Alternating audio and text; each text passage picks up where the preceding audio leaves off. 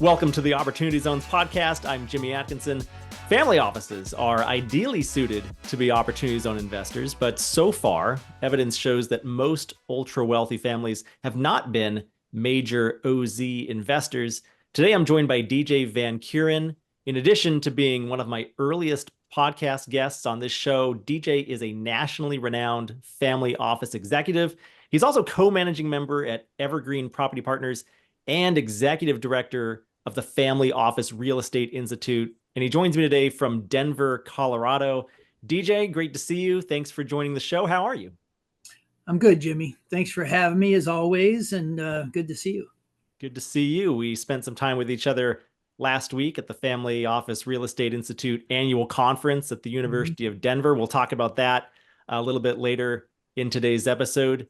And DJ, before we get into the meat of the episode today, I just want to let you know that you've set a record for the most time elapsed between appearances on this show. You were guest number 3 on the Opportunity Zones podcast, recorded way back in December 2018.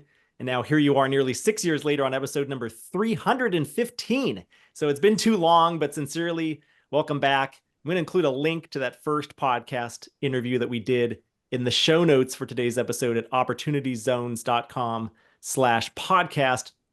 DJ, I actually think we got a lot right in that first discussion we had with each other way back when. But one thing that stands out is how few family offices are investing in Opportunity Zones. So DJ, to start us off, can you tell me how many families have made Opportunity Zone investments so far, according to your research at the Fore Institute, and why haven't there been more families investing in Opportunity Zones?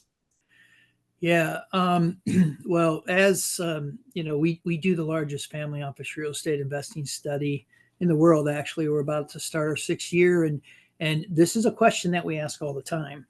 And this answer changed a little bit over the last couple of years. Actually, initially, it was really because the rules and the regs weren't solidified, and so families were hesitant because they didn't know, where the hoop was so that they could shoot. So that is what happened at the beginning. And from there on, it's been right in the 30-32% range of families that have invested.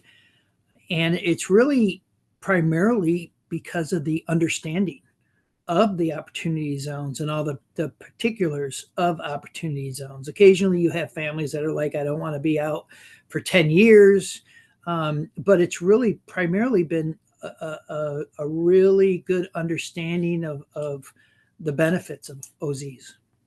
Yeah, I think that's been a huge problem, not just with family offices, but really the entire nation and the entire investment community, at least, is there just aren't enough people, aren't enough wealthy individuals, high net worths, ultra wealthy, family offices, and even their advisors who are aware of Opportunity Zones, or maybe they're only somewhat aware of Opportunity Zones.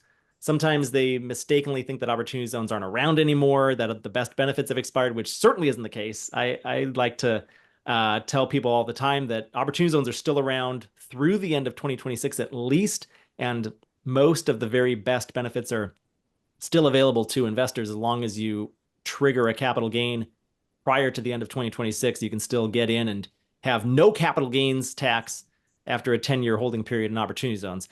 So DJ, yeah, it's a shame there aren't more families investing. I'm hopeful that an extension of the Opportunity Zones legislation might renew some interest in Opportunity Zones, give the program a little more runway, allow for more time for more people, more family office executives, more families themselves to become aware of the program and its many benefits. I do think families are ideally suited for OZ investing because they can be patient with their capital a lot of times.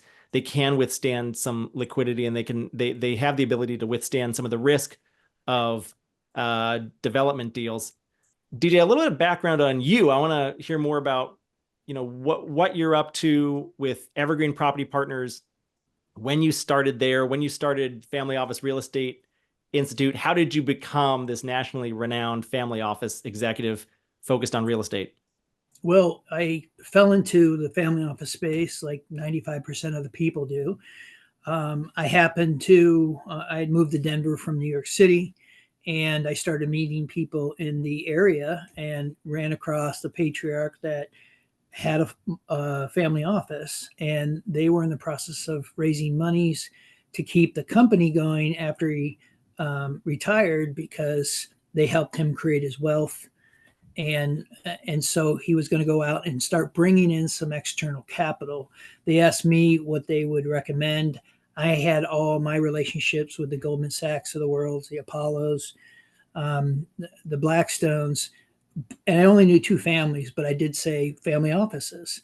And that's how it all started. And then, because I didn't know many families, I started, providing some education with a one-page website that turned into writing a book on family office real estate investing, and then it went to podcasts and a magazine, and it just continued to sort of go on itself over and over again, to the point to where, we because we don't just talk about real estate, we also get into some of the other issues like governance or family councils.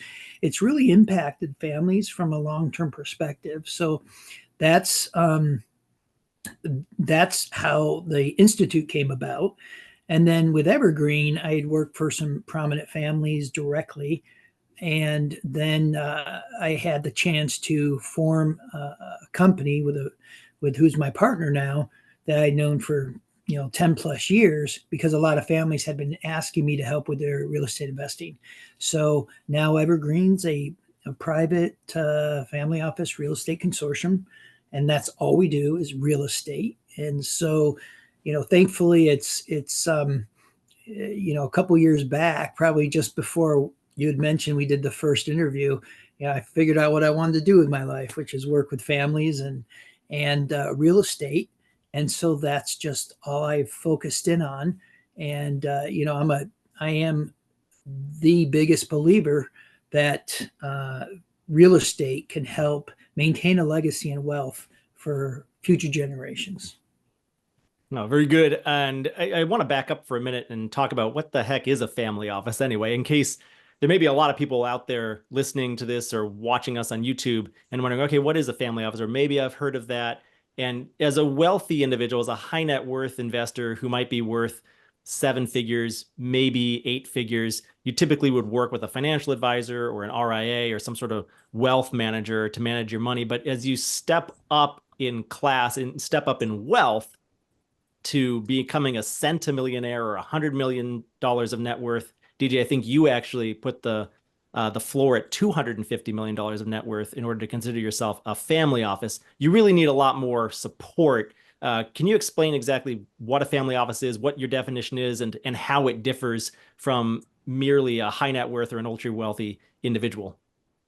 Yeah, so we put that number at $250 million, and it's not a business. It's not a family business. It's the business of the family. And I actually just heard that from somebody last week at the conference, and I really loved what I heard, because it's all about the management of your money and your overall planning that deals with not only this generation but future generations. And it's the amount of money to create that type of wealth happens once in a lifetime.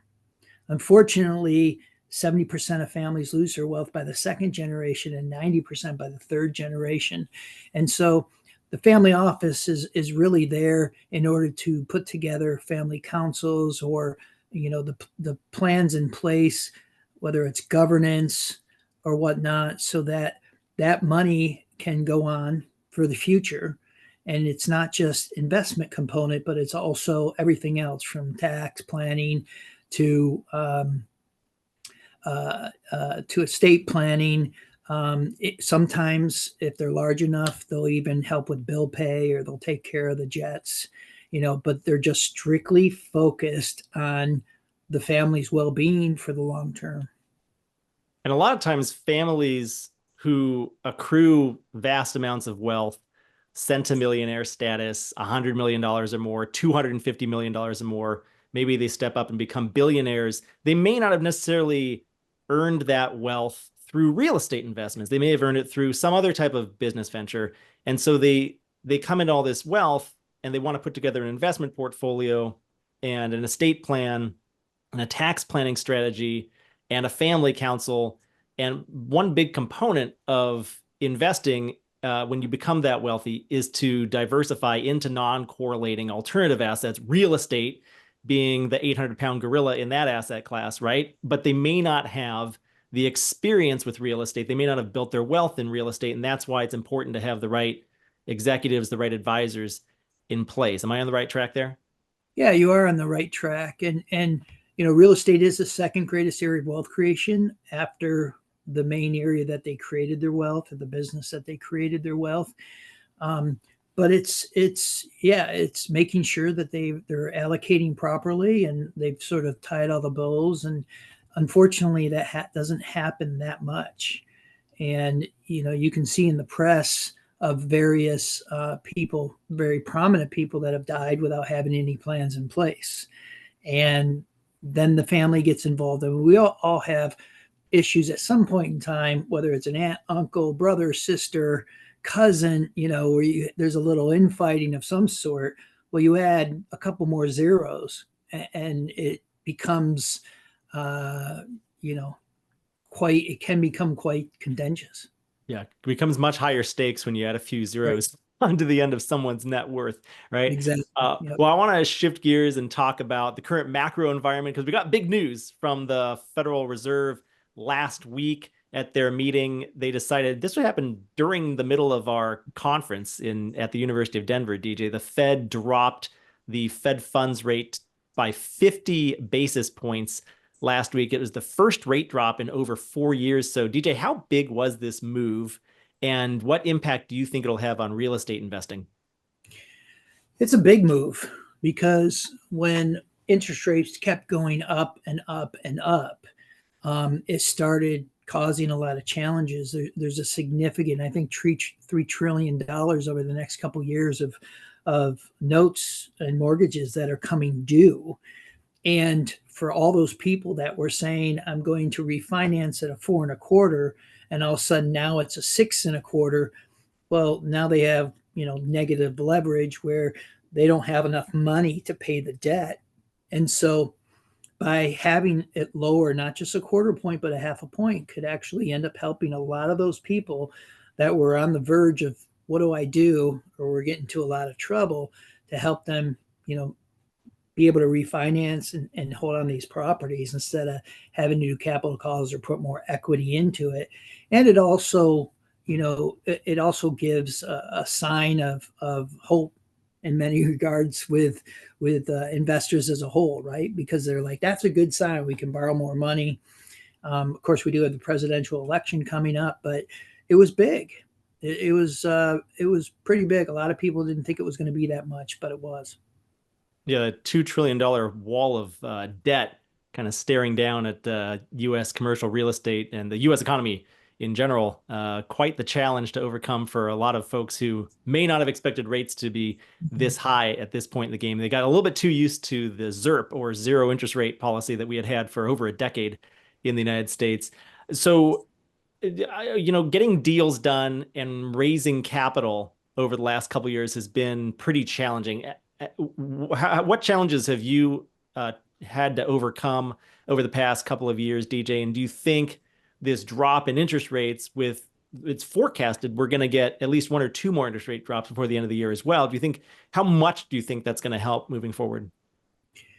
I think it's going to help a lot in the sense where families, particularly, have been sort of building up dry powder to invest.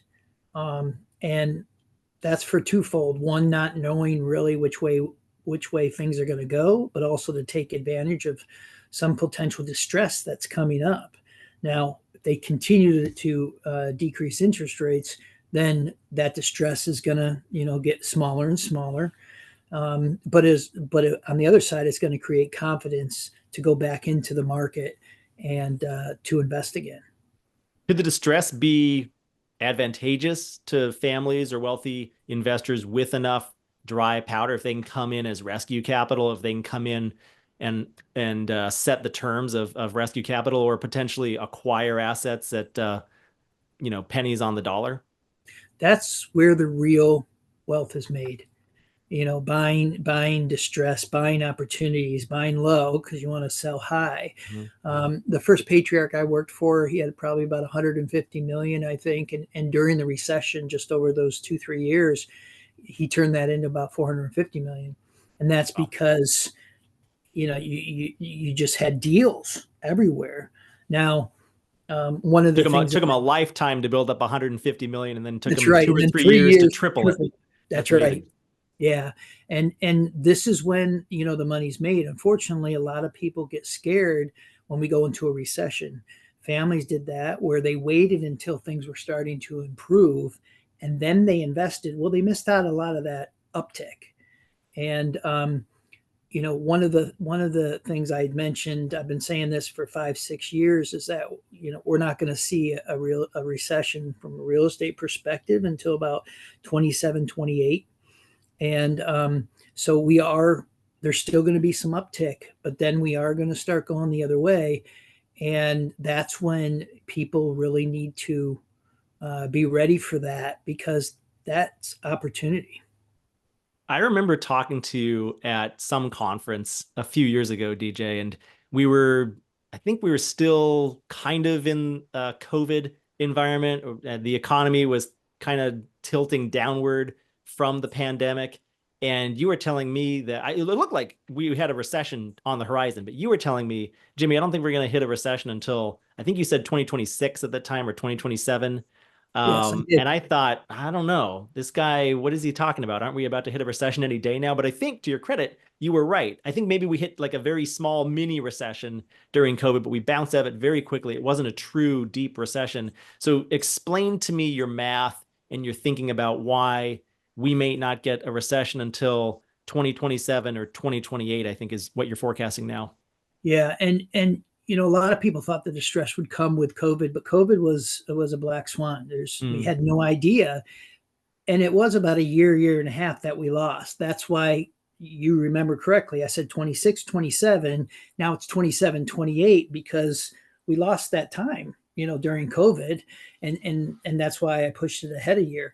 But you can go back 250 years in the US, the UK, and Australia, and real estate runs in 18-year cycles.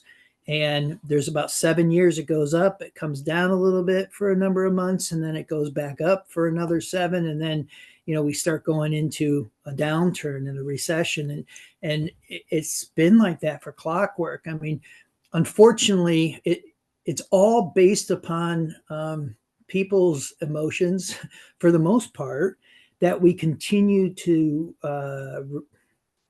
happen over and over again. You come out of a recession, banks aren't lending, people aren't buying, but a lot of the inventory burned off. And then the banks start loosening up, people start investing, they start developing, we start getting more product to the market. And then, you end up getting to the point where everybody starts coming in to be a developer. They've never seen a downturn like we hadn't since 2012. And everybody gets all excited because they have made a lot of money. And then it gets to the point where you have overbuilding, and then you have banks start lending more, and it's just a vicious cycle. And that's where we're coming to the tail end of that now.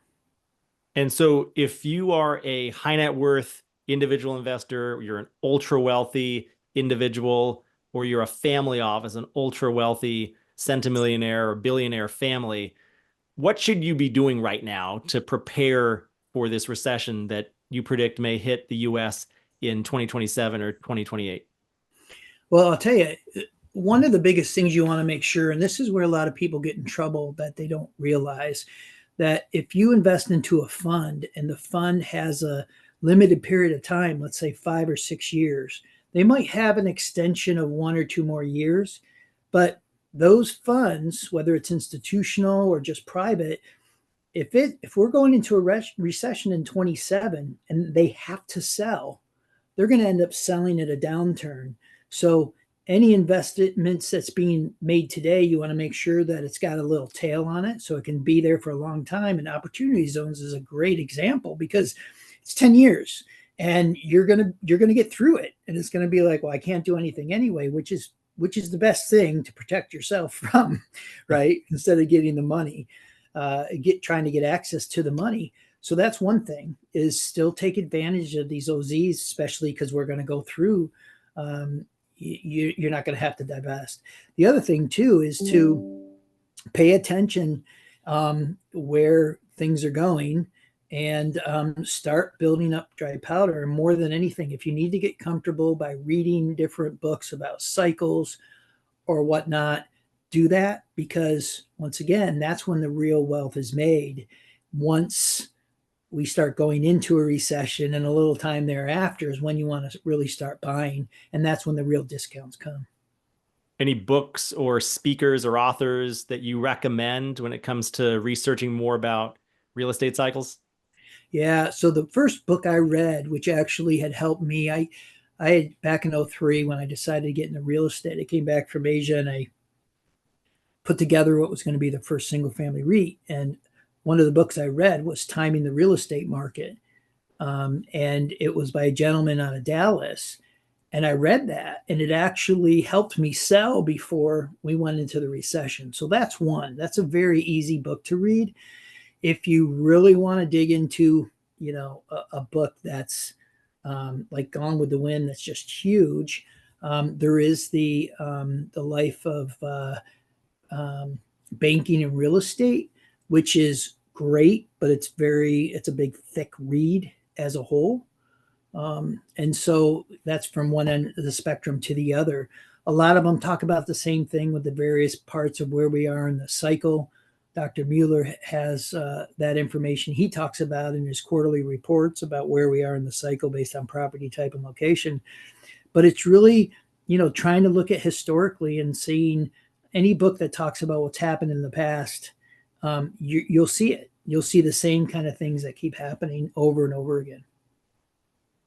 Very good. Well, let's shift gears again. I want to talk about what you're doing in the industry right now, particularly through Evergreen Property Partners. Can you tell me a little bit more about Evergreen Property Partners? Who's involved? I think you referred to it as a real estate, a family office consortium, and all you do is real estate investing. What kind of investing are you doing? What's your investment strategy, and what kind of tax advantage structures have you put together under that Evergreen Property Partners umbrella? Yeah. So we've been doing this for a number of years now. I do have a partner who's just brilliant. That's a part of Evergreen itself, and we focused on some industrial. There's a couple different industrial types we really liked, and some workforce housing. And in fact, one of the best deals, I know we've talked about it in the past. It's basically 400 square foot mobile homes or modular houses in a mobile home park environment where we're building to a 10 cap. That's We the have one not. down in, I think that's the one down in Houston. Is that right? That's right. Yeah. Yeah. And actually, it's such a good deal that it attracted another 250 million from an institution to come in, which is great because with the way loans have been going, we can now pay cash, and so we're looking at a 13% unlevered return, which is pretty risk free from that perspective. But we haven't touched any multifamily for the exact reason of where we are today, and some of the things that are happening with the multifamily. But we are going to be going into multifamily, looking for these opportunities, and that's going to be through the Evergreen Legacy Fund, which has a structure called the Master Tenancy structure, which we've been working on for well over 5 years. And we're actually partnering with Kent Swig from the Swig family. Their family found the Fairmont Hotels. They're pretty prominent. They own quite a number of real estate businesses.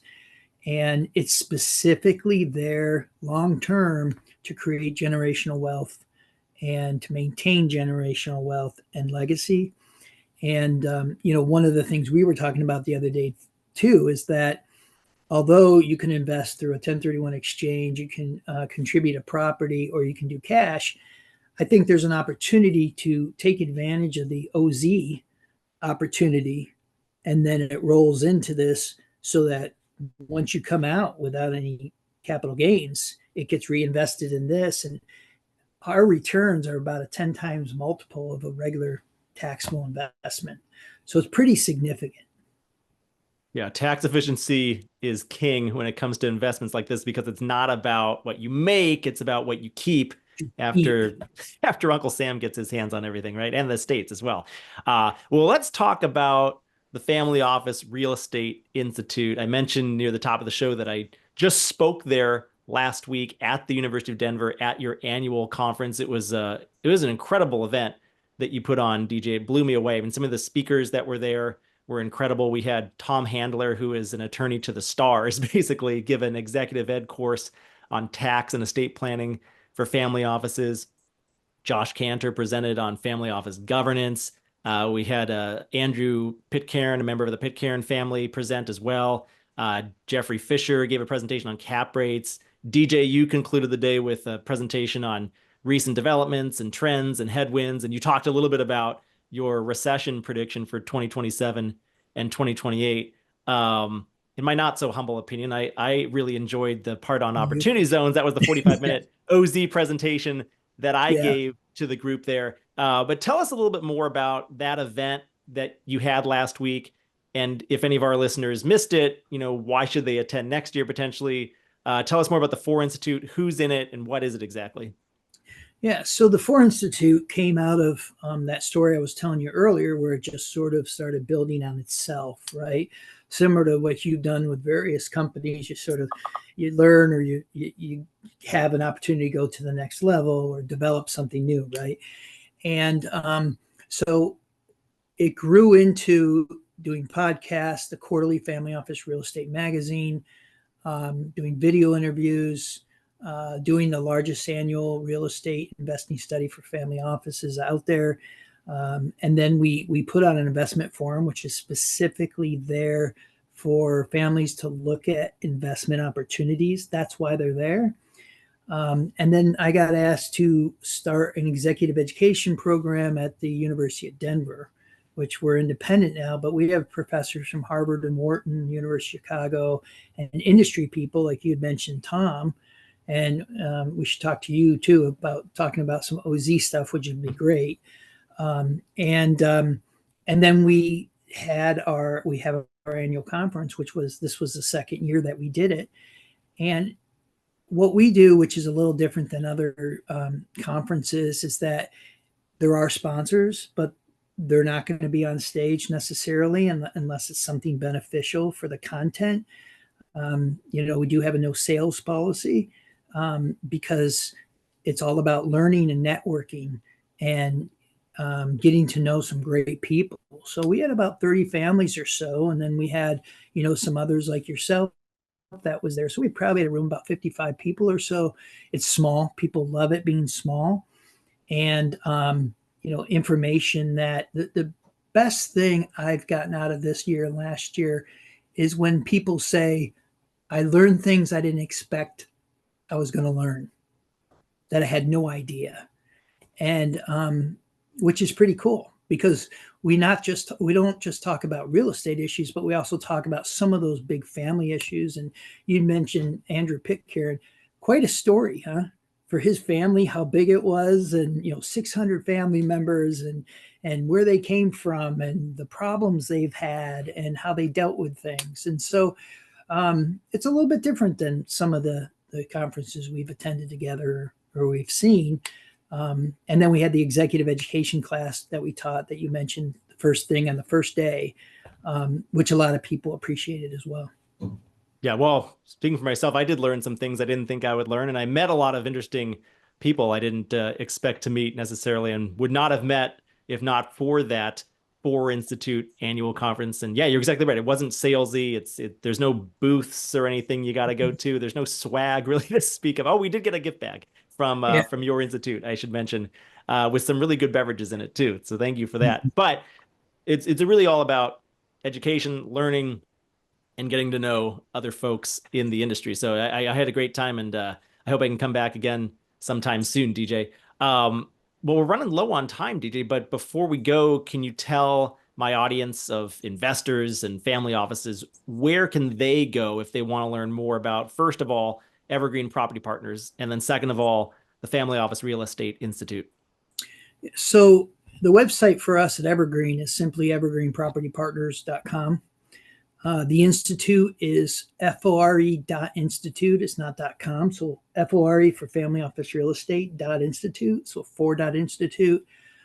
For myself, you can go to djvankeuren.com for additional information. And I really suggest people to take a look at the Institute because there's a lot of very, very valuable resources to pull from. And in fact, we need to talk to get some, start getting some OZ stuff up there because there are changes either happening or we're coming to the end, like you've talked about before, a couple years away. But it's there. It's a resource, and it's a great place to gather information and learn from others. Yeah, I'd love to provide more opportunities on resources for your group at the Forward Institute. And you're right. I think we're coming into an election season, but no matter the outcome of the election, I think opportunity zones will be important. If Trump gets elected president, I expect opportunity zones have a very good chance of getting extended, potentially renewed, reauthorized for another 9 or 10 year run with new census tracts. So it would just receive a lot of momentum, a lot more news coverage, and I think just more interest from investors over the next several years and beyond. If Kamala Harris gets elected, I think there's probably less likely chance that opportunity zones get extended, and we could be really looking down at the end of really we really could be looking down at the end of the opportunity zones program toward the end of 2026. So I think in that case, I might say, well, this is your last chance potentially for quite a while, maybe forever. So that's kind of how I'm looking at opportunity zones, depending on the outcome of the election. That's a simplified version. It depends on the House and the Senate as well, but we'll come to know in due time here, DJ.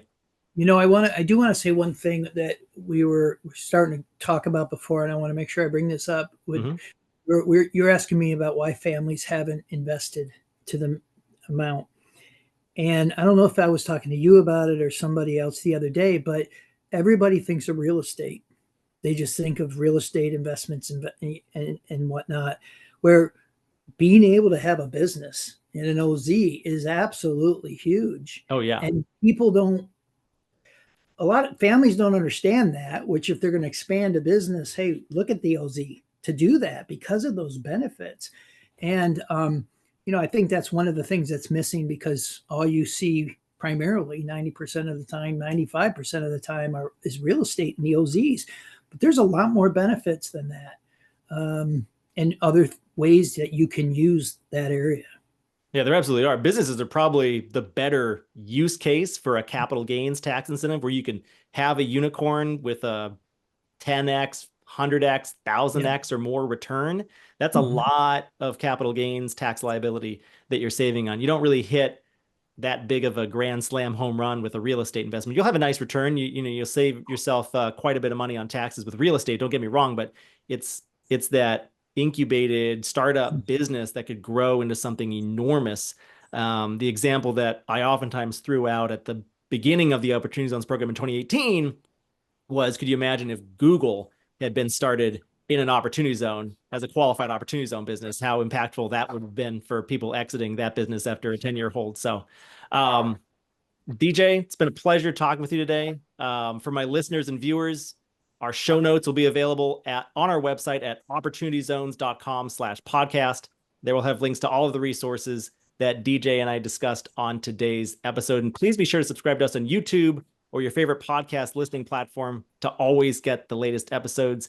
DJ, thanks again so much. It was a pleasure seeing you today. Jimmy, thanks so much again. Keep up the great work. Thank you.